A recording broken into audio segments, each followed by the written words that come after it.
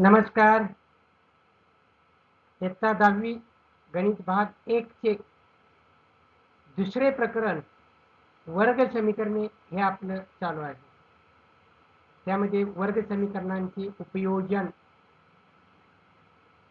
सराव संच 2.6 मधले पहिले 3 उदाहरणं आपण मागील व्हिडिओमध्ये सोडवलेले आहेत. आज आपल्याला त्याच्या पुढचे उदाहरणं सोडवायचे. तर प्रश्न क्रमांक 4 काय आहे पहा. प्रश्न 4 काय आहे? विवेक हा किशोरपेक्षा 5 वर्षांनी मोठा असून, बघा प्रश्न नीट वाचा. पहिला आपला काय प्रश्न व्यवस्थित वाचायचा. विवेक हा किशोरपेक्षा 5 वर्षांनी मोठा असून, म्हणजे मोठा कोण रे? विवेक. लहान कोण? किशोर. किशोरच्या वयावर विवेकचा अवलंबून वय आहे. म्हणजे किशोरचं वय माहिती असलं त्यात 5 ने मोठा म्हणून अधिक 5 केलं की विवेकचं निघतं. म्हणून मानताना आपण कुणाचं मानायचं? किशोरचं मानावं. त्यांच्या वयांच्या गुणाकार व्यस्तांची बघू आपण काय बांधले. बेरीज 1/6 आहे. तर त्यांची आजची वये काढा. मानताना नेहमी हे विचारलंय ते मानायचं. त्यांची म्हणजे कुणाची?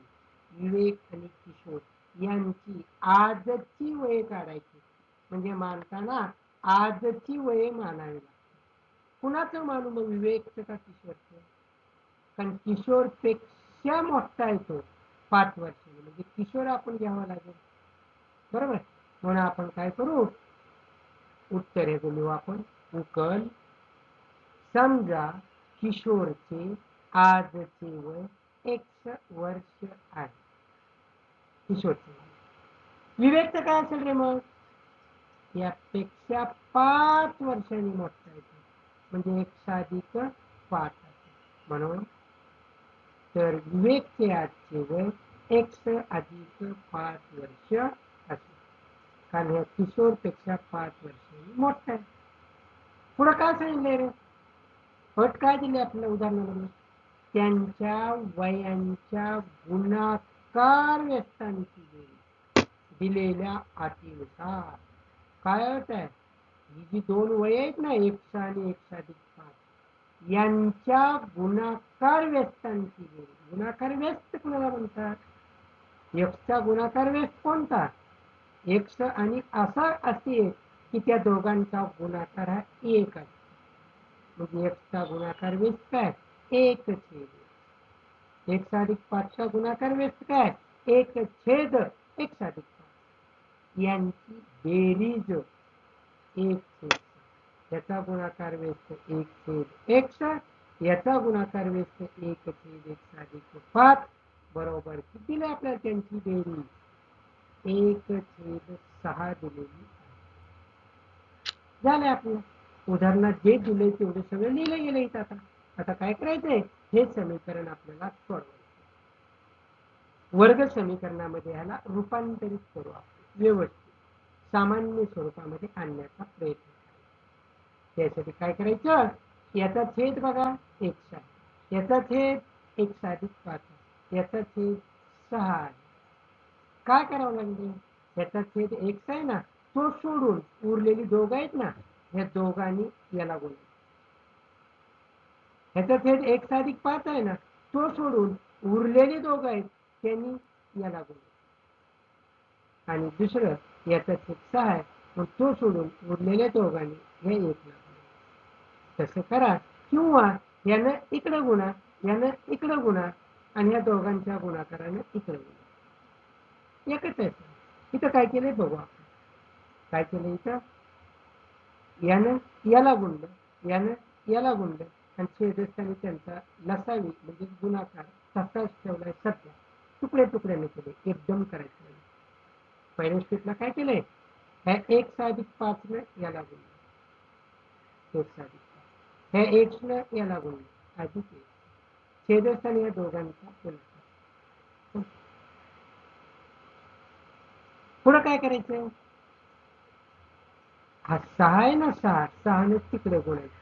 पण त्याच्या अगोदर काय करू आपण, तसाच 6 ठेवू. या दोघांची बेरीज करून घेऊ. 1 अधिक 5 अधिक 6, 1 अधिक 1 1 अधिक 5 अधिक 1 अधिक 1 2x अधिक 5 छेद x कंसात 1 अधिक 5 बरोबर 1 छेद 6. तिरकस गुणाकार करू आता, क्रॉस मल्टिप्लिकेशन. काय, ह्या दोघांचा गुणाकार बरोबर ह्या दोघांचा करू. म्हणून x गुणिले 1 अधिक 5 1 ला गुणिले 6 याला गुणायचे 6 कंसात 2x अधिक 5. समजते का? जे केले नाही ते कोणत्याही पद्धतीने करू शकतो बरं का, शेवटी तेच येत असते, बदल नाही. मी काय सांगितलं तुम्हाला, की याने याला गुणलं, याने याला गुणलं, अंशस्थानी गेलं, छेदस्थानी गुणाकार करून. तुम्ही असं केलं असं चाललं असतं, हा एक्स सोडून ह्या दोघांच्या गुणाकाराने डायरेक्ट ह्याला गुणला असतं. हा 1/5 सोडून 6 आणि 1 डायरेक्ट ह्याला गुणला असतं, आणि ह्या दोघांनी डायरेक्ट ह्याला गुणला असतं, तरी चाललं. पुढे बघा, हे एक्स न आतमध्ये गुणा, एक्स वर्ग अधिक 5x डावी बाजू आणि बरोबर 6 दोन्ही 12x अधिक 6 25. x ची पद्धत जवळ घेऊ, सगळी डाव्या बाजूला घेऊन टाकू आपण.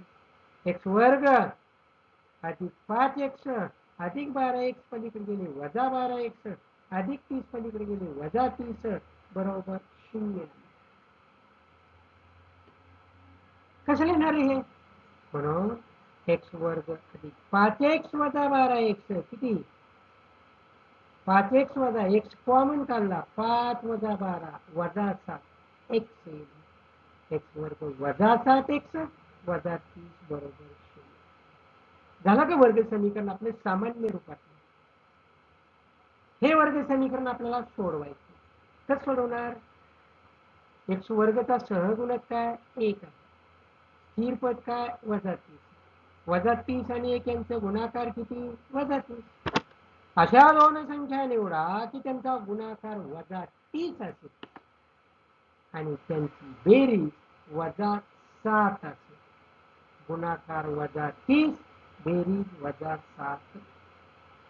बोला, गुणाकार वजा आहे, बेरीज पण वजा आहे, म्हणजे दोघांपैकी एकाला वजा चिन्ह आहे आणि बेरजेला वजा आहे, म्हणून दोघांपैकी मोठ्या संख्येला वजा चिन्ह असते. काय करू सांगा, 10 त्रिक 30, बेरजेला वजा चिन्ह म्हणून वजा 10, मोठ्या संख्येला वजा चिन्ह, वजा 10 अधिक 30. लिहू का डायरेक्ट दोन कंस, लिहितो, कारण याचा सहगुणक 1 आहे, डायरेक्ट लिहिलं तरी चालतं. एक्स वजा 10, दुसऱ्या कंसात x अधिक 3 बरोबर 0. हे दोन कंसांचा गुणाकार 0 आहे, याचा अर्थ एक तर x अधिक 10 बरोबर 0 किंवा x अधिक 3 बरोबर 0. पण x बरोबर काय अधिक 10, x बरोबर काय द्यायचं वजा 3. पण x हे काय आहे, वय आहे. वय, वय कधी ऋण असतं का, नाही, परंतु वय ऋण नसते, म्हणून x ची किंमत वजा 3 असेल का, नाही. x ची किंमत वजा 3 नाही, म्हणजे आहे काय मग 10 असली पाहिजे, म्हणून x बरोबर 10. हे कुणाचं वय आलं, किशोरचं. विवेकचं काय मग 5 वर्षांनी, x अधिक 5 बरोबर 10 अधिक 5 बरोबर. उत्तर कसं येणार मग, म्हणून किशोरचे आजचे वय 10 वर्ष आणि विवेकचे आजचे वय 15 वर्ष असेल. समजते, काय अडचण नाही. पुढचा प्रश्न बघा, प्रश्न क्रमांक 5 काय आहे, सुयशला, कोण आहे सुयश नावाचा विद्यार्थी, सुयशला गणिताच्या पहिल्या चाचणीत मिळालेल्या गुणांपेक्षा दुसऱ्या चाचणीत 10 गुण अधिक मिळाले. म्हणजे 2 चाचणी झालेल्या, पहिल्या चाचणीपेक्षा दुसऱ्या चाचणीत 10 गुण अधिक मिळाले. म्हणजे पहिल्यात कमी आहे तर दुसऱ्यात जास्त, शक्यतो कमी असेल ते मानायचं. दुसऱ्या चाचणीतील गुणांची 5 पट ही पहिल्या चाचणीतील गुणांच्या वर्गा इतकी आहे, तर त्याचे पहिल्या चाचणीतील गुण किती? जे विचारले ते मानायचं, शक्यतो लहान असेल ते मानायचं. पहिल्या चाचणीतले गुण मानू आपण त्याचे. समजा सुयशने पहिल्या चाचणीत x गुण मिळवले. गुण मिळवले x गुण. दुसऱ्या चाचणीत किती मिळवले? मग पहिल्या चाचणीत मिळालेल्या गुणापेक्षा दुसऱ्या चाचणीत 10 गुण अधिक मिळाले, म्हणून दुसऱ्या चाचणीत ह्यापेक्षा 10 जास्त, म्हणजे x अधिक 10. म्हणून तर दुसऱ्या चाचणीत x अधिक 10 गुण मिळवले असते. बरोबर आहे. पण तुम्हाला काय सांगितलं? दुसऱ्या चाचणीतील गुणांची 5 पट. दुसऱ्या चाचणीत किती आहेत? x अधिक 10, याची 5 पट, म्हणजे याला 5 ने गुण. ही कशी असते? पहिल्या चाचणीतील गुणांच्या वर्गा इतके, त्याचा वर्ग करायचा, म्हणजे x चा वर्ग बरोबर 5 गुणिले हे आपल्याला दिले त्यांनी अटीमध्ये सांगितले. म्हणून दिलेल्या अटीनुसार त्याचा वर्ग x वर्ग बरोबर याची 5 पट, 5 कंसात x अधिक 10. किती किती किती सोपं आहे ना? करू आपण. मग ह्या 5 ना आत गुणू आपण. काय लिहिणार? x वर्ग बरोबर 5x अधिक 5 10. हे सगळंच डाव्या बाजूला नेऊ, चिन्ह बदलते. x वर्ग वजा 5x वजा 50 बरोबर 0. आलं का आपलं सामान्य रूपातील वर्ग समीकरण? कोणत्याही पद्धतीने सोडवा, अवयव पद्धतीने सोडवा, वर्ग पद्धतीने सोडवा, किंवा सूत्राच्या साहाय्याने सोडवा. मी अवयव पद्धतीने सोडवतो. वर्गपदाचा सहगुणक 1 आहे. 1 गुणिले वजा 50 वजा 50 होतो. अशा दोन संख्या निवडा, त्यांचा गुणाकार वजा 50 आणि बेरीज वजा 5. गुणाकार वजा आहे, बेरीज वजा आहे, म्हणजे मोठ्या संख्येला वजा चिन्ह आहे, लहान संख्येला अधिक चिन्ह. अशा दोन संख्या निवडा. बोला. कोणती? मग 10 आणि 5. मोठ्या संख्येला वजा चिन्ह, वजा 10 अधिक 5.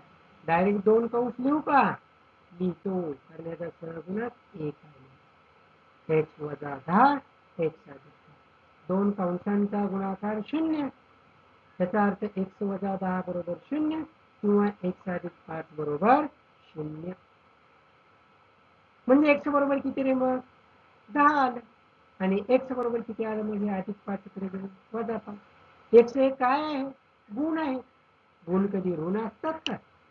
गुण ऋण असतात का? होय का नाही? आपण नाही असं गृहीत धरू, कारण आपल्या परीक्षेत नाहीत, 9वीच्या परीक्षेत. 9वीच्या परीक्षेत आपल्या नाहीत, 10वीच्या परीक्षेत नाहीत, पण स्पर्धा परीक्षेमध्ये असतात बरं का, ऋण गुण असतात. एक चुकलं की निगेटिव्ह मार्किंग असतं, बरोबर आलं की अधिक मार्क, आणि चुकलं की वजा मार्क असतं. हे लक्षात. बरोबर आहे. बघू मग आपण काय करणार. इथं काय म्हणणार? गुण हे ऋण नसतात, परंतु गुण ऋण नसतात. म्हणजे x ची किंमत वजा 5 असेल का? नाही. म्हणून x is not equal to -5. मग x काय असेल? 10. म्हणून x बरोबर 10. आणि x अधिक 10 बरोबर किती? 10 अधिक 10 बरोबर 20. पण काढायची गरज नव्हती. हे पुढचं x बरोबर 10. x काय आहे? सुयशने पहिल्या चाचणीत मिळवलेले गुण आहे. विचारलंय काय? त्याचे पहिल्या चाचणीतले गुणच विचारले. तरी तो काढलाय आपण, असू द्या. म्हणून x ची किंमत 10 आली. हेच फायनल उत्तर आहे. म्हणून सुयशने पहिल्या चाचणीत मिळवलेले गुण 10 असतील. किती गुण आहेत? 10. अडचण नाही. चला पुढचे उदाहरण बघू आपण. मग प्रश्न क्रमांक 6 काय आहे रे? श्री कासम यांचा काय नाव आहे? कासम. श्री कासम यांचा मातीची भांडी बनवण्याचा कुटीर उद्योग आहे. लघुउद्योग आहेत. मातीची भांडी ते दररोज ठराविक संख्ये एवढी भांडी तयार करतात. काहीतरी विशिष्ट अशी एवढी संख्या अशी एवढी भांडी ते तयार करतात. प्रत्येक भांड्याची निर्मिती मूल्य म्हणजे तयार करण्यासाठी लागणार किंमत, एकूण किंमत, खर्च सगळा तयार केलेल्या भांड्यांच्या संख्येची 10 पट अधिक 40 रुपये असते. बघा काय दिले या ठिकाणी, नीट वाचा, गोंधळ वाढवू नका, गोंधळ वाढवू नका. काय म्हटले, कासम ही भांडी, मातीची भांडी तयार करते. दररोज काहीतरी विशिष्ट एवढे संख्ये इतकी ती भांडी तयार करतात. तर प्रत्येक भांड्याचं निर्मिती मूल्य, प्रत्येक भांड तयार करण्यासाठी येणारा खर्च हा काय असतो माहिती, किती असतो तो कॉमा दिला. तयार केलेल्या भांड्यांच्या संख्येची, जेवढी भांडी तयार केली त्याची काय करायची 10 पट अधिक 40 रुपये केलं की जे येते तेवढं त्याचं काय असते निर्मिती मूल्य असते, तेवढं त्याचं काय असते खर्च असतो. बघा मजेशीर उदाहरण आहे. जर एका दिवसातील भांड्याचे निर्मिती मूल्य 600 रुपये आहे, हे निर्मिती मूल्य पण दिले 600 दिले, म्हणजे 600 रुपये म्हणजे काय रे, भांड्यांच्या संख्येच्या 10 पट अधिक 40 केल्यावर 600 रुपये येते. मग तर प्रत्येक भांड्याची निर्मिती मूल्य व एका दिवसात बनवलेल्या भांड्यांची संख्या काढा. जे विचारले तेच मानायचं, जे विचारले ते मान. बघा मग या ठिकाणी मग काय येतं बघा, काय मानणार आपण, समजा श्री कासम रोज एक्स भांडी बनवतात. एका दिवसात बनवलेल्या भांड्यांची संख्या काढा, हे मानले. प्रत्येक भांड्याचे निर्मिती मूल्य, प्रत्येक भांड्याचे निर्मिती मूल्य, प्रत्येक भांड्याचे हे एका दिवसातलं निर्मिती मूल्य आहे. एका दिवसात जेवढी भांडी बनवलीत ना ते आहे. पण आम्हाला प्रत्येक भांड्या किती रे, प्रत्येक भांड्याचं निर्मिती मूल्य हे तयार केलेल्या भांड्यांच्या संख्येची राखण. रोज 10 एक्स भांडी तयार करतात, याची 10 पट अधिक 40, 10 एक्स अधिक 40, म्हणून एका भांड्याची निर्मिती मूल्य 10 एक्स अधिक 40 रुपये असे. कळले का, समजलं. तर त्यानं एका दिवसातील भांड्यांची निर्मिती मूल्य किती, एका दिवसात किती भांडी बनवले एक्स, एका भांड्याची निर्मिती मूल्य किती एवढं, म्हणजे एक भांड्याची एवढी भांडी बनवले, एका भांड्याची किंमत एवढी आहे, गुणिले दिवसात बनलेली भांडी एवढी आहे, ह्या दोघांचा गुणाकार 600 रुपये दिलाय, हा आपल्याला दिलेला आहे. म्हणून उदाहरणार्थ दिलेनुसार, दिलेल्या अटीनुसार एक्स कंसात 10 एक्स अधिक 40 बरोबर दिले 600. झालं, सोडवायचे. उदाहरण वाचून एवढंच आम्हाला या ठिकाणी आम्हाला तयार करायचं. सोडवू आपण मग. एक्स न गुणा आतमध्ये, एक्स गुणले 10 एक्स 10 एक्स वर्ग, एक्स गुणले 40 40 बरोबर 600. त्या 600 न्या पलीकडे वजा 600 होईल, 10 एक्स वर्ग अधिक 40 एक्स वजा 600 बरोबर 0. सगळीकडे 10 ने भाग जातोय का बघा, 10 ने भाग जातोय का सगळीकडे जातो. त्याला 10 ने भागा, याला 10 ने भागा, ह्याला भागा, त्याला भागल्यावर काय आलं एक्स वर्ग, याला भागल्यावर काय आलं 10 चौक 40 म्हणून 4 एक्स, याला भागल्यावर काय आलं 10 गुणिले 60 बरोबर 600 वजा 7 बरोबर 0. दोन्ही बाजूला 10 ने भागून. झालं का आपलं सामान्य रूपातील वर्ग समीकरण तयार. हे सामान्य रूपातील वर्ग समीकरण तयार झाले. आता काय करायचं, हे वर्ग समीकरण आपल्याला सोडवायचं आहे. हे वर्ग समीकरण आपल्याला कसं सोडवणार, गुणाकार किती पाहिजे वजा 7, आणि याचा सहगुणक 1 आहे, 1 गुणिले वजा 7. बेरीज किती पाहिजे 4, निवडा दोन संख्या, गुणाकार वजा 7 पाहिजे, बेरीज अधिक 4 पाहिजे. म्हणजे एका संख्येला वजा चिन्ह असलं पाहिजे, एकीला संख्येला अधिक असलं पाहिजे. पण मधल्या संख्येला इथं बेरजेला अधिक चिन्ह आहे, म्हणजे मोठ्या संख्येला अधिक चिन्ह आहे. बोला, 10 सख 7 अधिक 10 वजा 6 लिहू डायरेक्ट 2 x अधिक 10 x वजा 6. बरोबर आहे. मग काय करणार पुढं, हे 2 कंसांचा गुणाकार 0 म्हणजे x अधिक 10 बरोबर 0 किंवा x वजा 6 बरोबर 0. हेच कसं लिहिणार, x बरोबर वजा 10 किंवा x बरोबर 6. पण x काय रे, कासम रोज x भांडी रोज बनवलेल्या भांड्यांची संख्या. अरे ते भांडीच बनवणार नाहीत, म्हणजे 0 भांडी बनवते. पण कधी ऋण भांडी बनवली जातील का, नाही. म्हणून भांड्यांची संख्या ऋण नसते, भांड्यांची संख्या ऋण नसते, परंतु ऋण भांड्यांची संख्या ऋण नसते. म्हणून x बरोबर काय, मग वजा 10 नाही, मग काय आहे, x बरोबर 6. म्हणून एका दिवसात बनवलेल्या भांड्यांची संख्या किती, 6. पण प्रत्येक भांड्याची निर्मिती मूल्य काढायची, किती आहे, 10 x अधिक 40 बरोबर 10 गुणिले 1 ची किंमत 6 अधिक 40 बरोबर 10 सकट 7 अधिक 40 बरोबर 100. विचारले का, प्रत्येक भांड्याची निर्मिती मूल्य किती आलं, 100. म्हणून प्रत्येक भांड्याची निर्मिती मूल्य 100 रुपये व एका दिवसात बनवलेल्या भांड्यांची संख्या 6 असेल. बघा, तारांकित प्रश्न होता. असा प्रश्न आहे, तारांकित आव्हान. थोडस आव्हान आहे, नाही म्हटलं, थोडस आव्हान आहे, अडचण नाही. आणखी एक प्रश्न बघू त्यातला, प्रश्न क्रमांक 7. बघा, हा पण छान प्रश्न.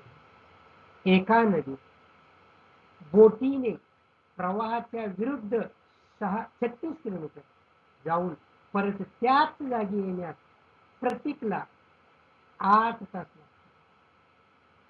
कसं जायचं, बोटीने जायचं. तर कुठे जायचं, 36 किलोमीटर जायचं, प्रवाहाच्या विरुद्ध दिशेने जायचं आणि परत त्याच ठिकाणी परत यायचं.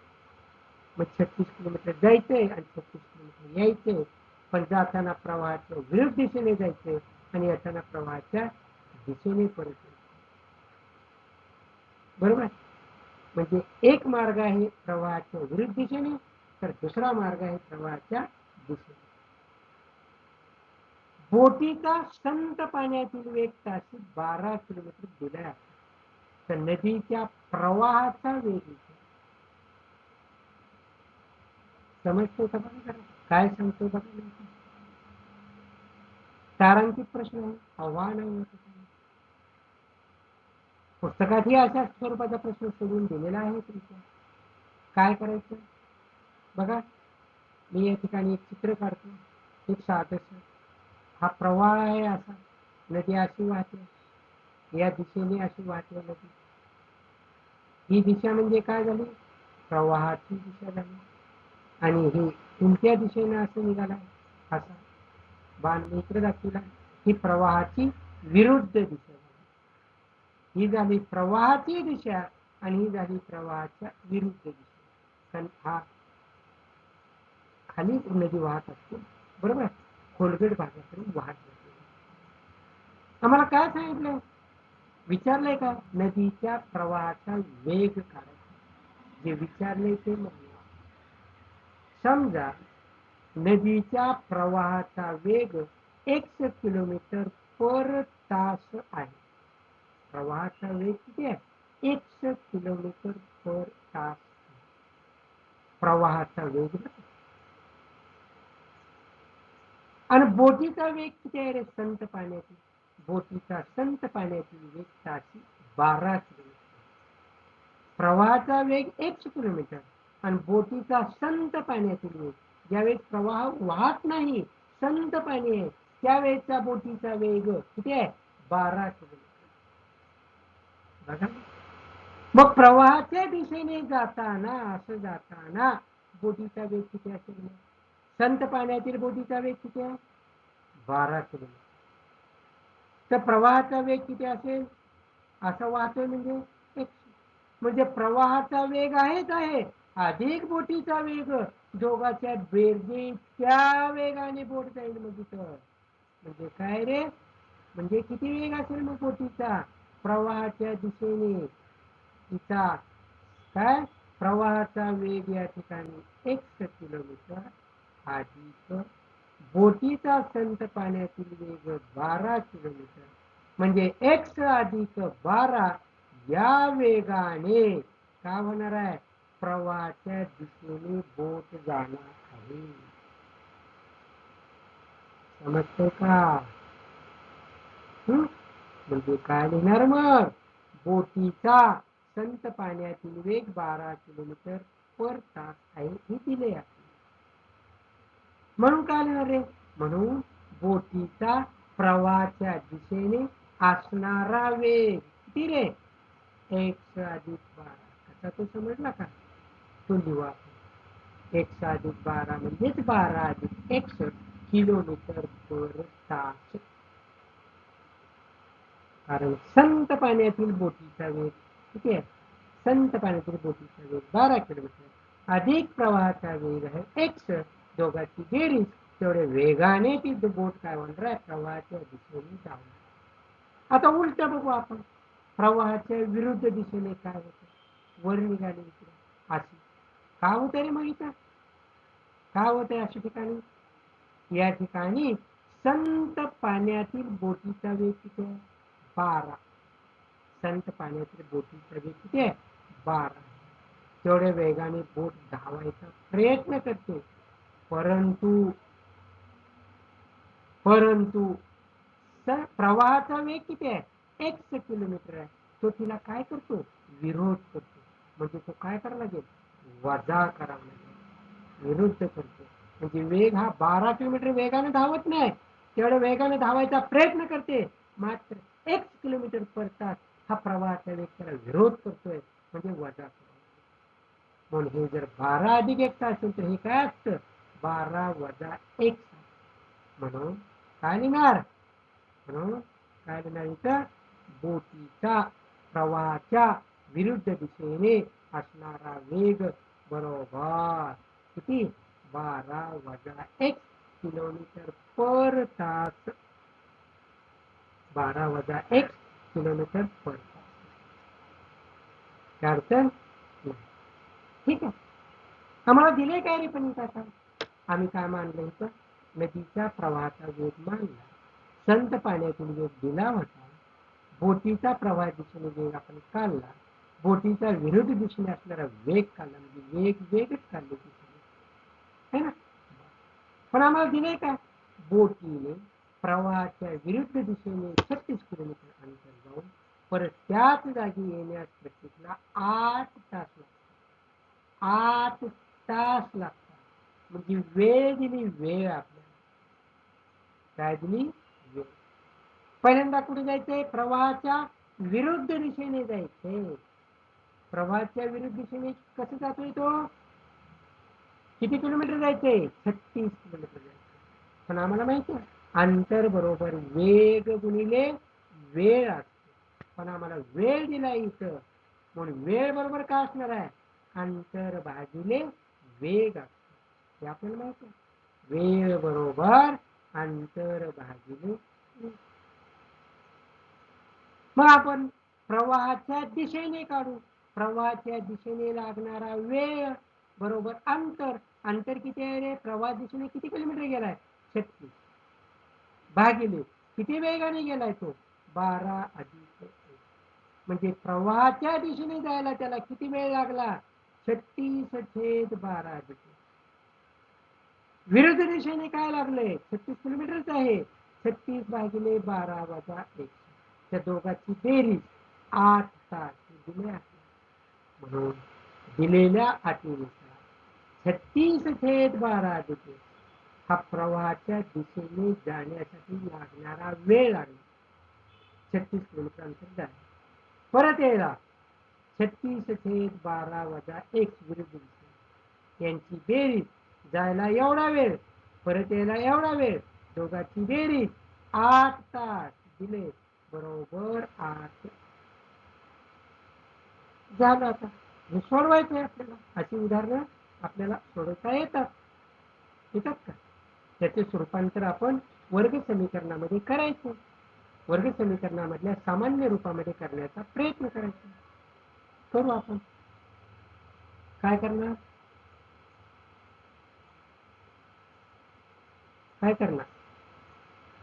तर हा 12 वजा 1 आहे, या 12 वजा 1 याला गुणा, हा 12 अधिक 1 याला गुणा, या दोघांच्या गुणाकारानं इकडे गुणा. कळते का?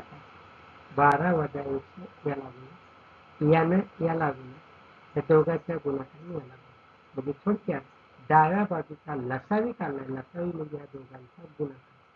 तो करताना ह्याने ह्याला गुणावला, ह्याने ह्याला गुणावला, दोघांचा गुणाकार छेदक कसं. तो लगेच मी या ठिकाणी उजव्या बाजूला इकडे भागीले येते, इकडे गुणिले घेतले. एकाच दगडात 2 पक्षी मारून टाकले. कारण आव्हानात्मक प्रश्न आहे. आव्हानात्मक प्रश्न म्हणजे तुम्ही हुशार मुले सोडवतात. तुम्ही हुशार आहात सगळे असं गृहीत धरून मी या ठिकाणी 2 ऑपरेशन एकदाच करून 2-3 ऑपरेशन करून एकदाच. हुशार आहेत ना तुम्ही. बघू आता मी हे 36 ने 8 गुणायचं. 36 गुणिले 12, 36 गुणिले 12 काय येईल?